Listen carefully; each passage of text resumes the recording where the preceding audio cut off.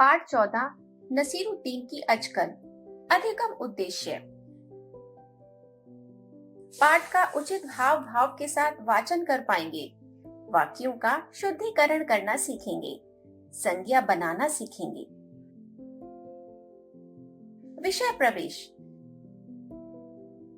13वीं शताब्दी के तुर्की विनोद चरित्र मुल्ला नसीरुद्दीन अपने मजेदार किस्सों के लिए आज भी मशहूर हैं।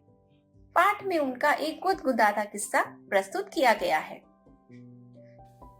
एक बार कई साल बाद मुल्ला नसीरुद्दीन का एक मित्र जमाल रहमान उनसे मिलने आया। मित्र से मिलकर उन्हें बड़ी प्रसन्नता हुई। कुछ देर तक वे गपशप करते रहे, फिर अपने मित्र से बोले, चलो मोहल्ले में घूमने चले। जमाल साहब साथ जाने से मना करते हुए बोले, मैं अपनी इस साधारण पोशाक में लोगों से नहीं मिल सकता। नसीरुद्दीन झटपट उनके लिए अपनी एक भड़कीली अचकन ले आए और बोले, जमाल साहब इसे पहन लो, इसमें तुम खूब अच्छे लगोगे। जो भी देखेगा देखता रह जाएगा। जमाल साहब ने अचकन पहन ली। अब दोनों घूमने निकले। नसीरुद्दीन सबसे पहले उन्हें अपने एक पड़ोसी के घर लेकर गए।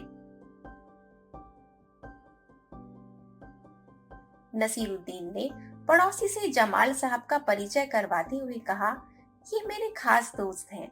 जमाल साहबा, आज बरसों बाद इनसे भेंट हुई है। वैसे इन्होंने जो अचकन पहन रखी है ना, वे मेरी है। यह कहकर जमाल साहब अंदर ही अंदर उबलने लगे। बाहर आते ही उन्होंने गुस्से में नसीरुद्दीन से कहा, तुम्हारी कैसी अक्ल है? क्या यह बताना जरूरी था यह अचकन तुम्हारी है? तुम्हारा पड़ोसी सोच रहा होगा कि मेरे पास कपड़े नहीं हैं। अब नसीरुद्दीन जमाल साहब को लेकर हुसैन साहब के घर पहुंचे। हुसैन साहब ने उनका खूब स्वागत सत्कार किया। जब जमाल साहब के बारे में हुसैन साहब ने पूछा तो नसीरुद्दीन ने कहा, जमाल साहब ये मेरे पुराने दोस्त हैं और इन्होंने जो अचकन पहन रखी है वे इनकी ही है। इस बार जमाल साहब को बहुत क्रोध आया।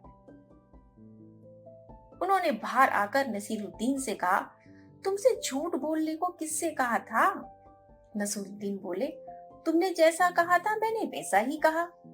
अचकन की बात कहे बिना काम नहीं चल सकता तुम्हारा। देखो इसके बारे में आगे कुछ मत कहना।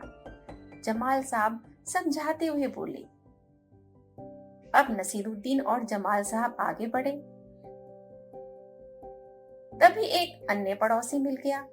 जमाल साहब का परिचय करवाते हुए नसीरुद्दीन बोले, ये मेरे बहुत पुराने दोस्त हैं। इन्होंने जो अचकन पहन रखी है ना, उसके बारे में कुछ नहीं कहूंगा।